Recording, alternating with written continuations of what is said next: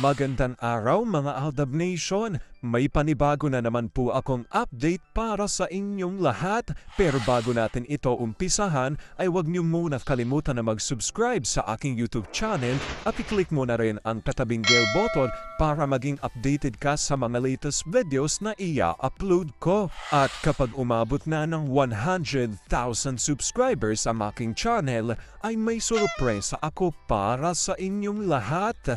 Alam kong excited na kayo kaya naman ngayon, umpisahan na natin ang ating kwentuhan. Ang pag-uusapan natin ngayong araw na ito kung saan si Meng pa rin daw pala ang nasusunod sa mga projects ni Alden. Kahit anong pagkontrol pala ng network kay Alden ay si Meng pa rin ang may final say. Meng, hindi nila kayang pigilan. Work is work lang talaga ang ginagawa ni Alden.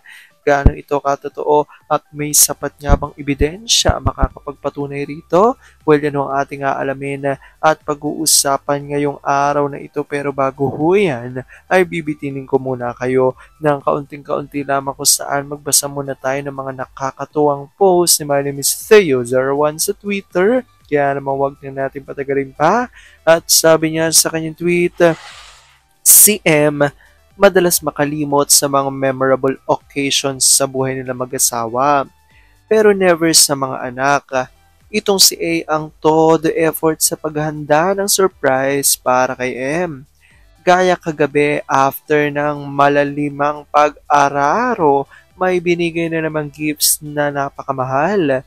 Dun palang naalala ni M kung anong meron. My love, hindi ko alam kung gaano kahaba o kaikli ang salitang habang buhay. Pero sa mundong to, sinisigurado kong meron lang ikaw at ako. Ikaw ang isa sa pinakatamang desisyon na ginawa ko sa buhay ko. Sa piling mo, lahat naging madali at masaya. Mahal na mahal kita, akin ka lang talaga. My love, hindi na mabilang ang mga awayan, tampuhan, at minsan nga nilalayasan mo pa ako.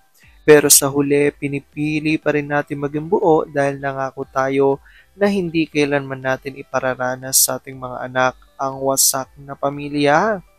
Napakaganda mo, love, kaya wag ka nang magugulat kung lagi tayong puyat. Alam kong tuwan-tuwa ako kay sa ating binasa pero ngayon pag-uusapan na natin ang ating main topic. Oops, wait lang, saglit lang to. May ipapaalala lang ako para sa mga bago pa lang sa aking channel. Huwag niyong kalimutan na mag-subscribe sa aking YouTube channel at i-click nyo na rin ang notification bell para lagi kayong updated sa mga latest videos na i-upload ko at para maging parte na rin kayo ng aking Fanatics channel family. Well, alam kong super excited na kayo sa ating kwentuhan, kaya naman dumako na tayo sa ating main topic. Gaano nga ba katotoo na si Meng pa rin pala ang nasusunod sa mga projects ni Alden? Kahit ano raw pag-control pala ng network kay Alden ay si Meng pa rin ang may final say? Meng, hindi nila kayang pigilan. Work is work lang talaga ang ginagawa ni Alden. Gaano ito katotoo at may sapat nga bang ebidensya makakapagpatunay rito? Well, yan ang ating aalamin at pag-uusapan ngayong araw na ito. Alam kong super excited na kayo malaman yan kaya naman huwag na natin patagalin pa.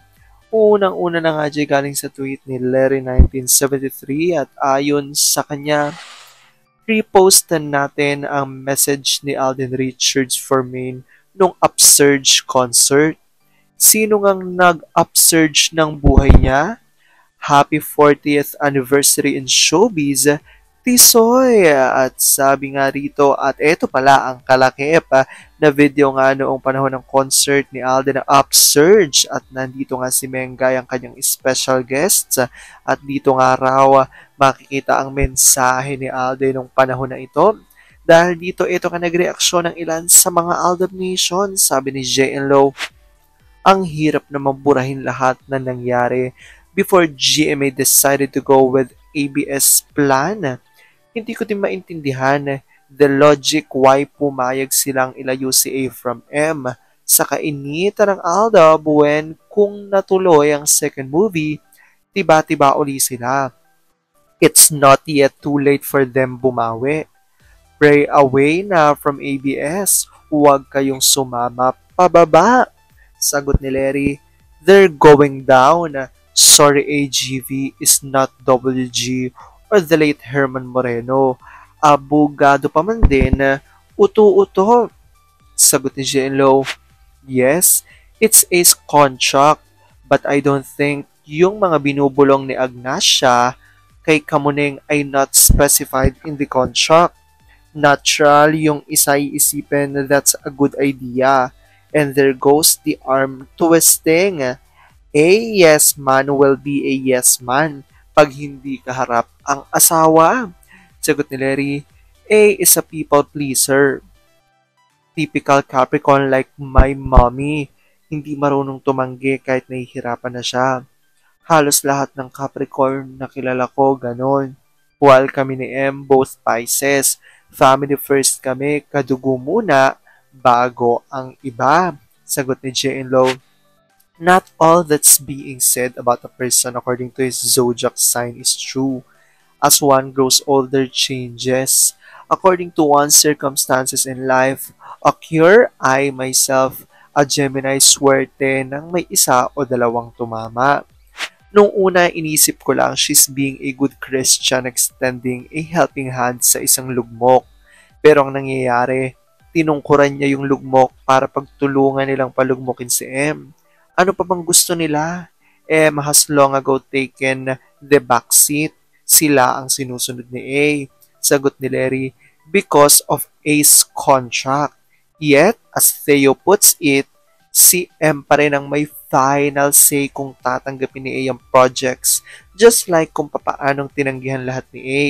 Naka-line up sana ng AAA projects for M, kaya siguro naiinis ang both management. Ayan nga sinasabi nila. Actually, ito po yung nabuksan muli ang issue, 'di ba? Dahil nga sa mga pangako nga raw ni Alden noong panahong Upsurge concert. That's kung hindi ako nagkakamali, it's the first ever concert of Alden, ang Upsurge. And nung panahon nga nito, tila nangako sa isa't isa sina Alden at Meng na isa sa pinanghahawakan ng maraming mga Aldab Nation. Di ba na hanggang dulo nga ay pipiliin nila ang isa't isa at talagang lahat ng proyektong pagsasamahan ay silang dalawa lamang. Ngunit nagbagong araw ito nang dahil nga sa nakialam di umano ang kabilang network upang kontrolin ang kabilang network kung saan naroon si Alden.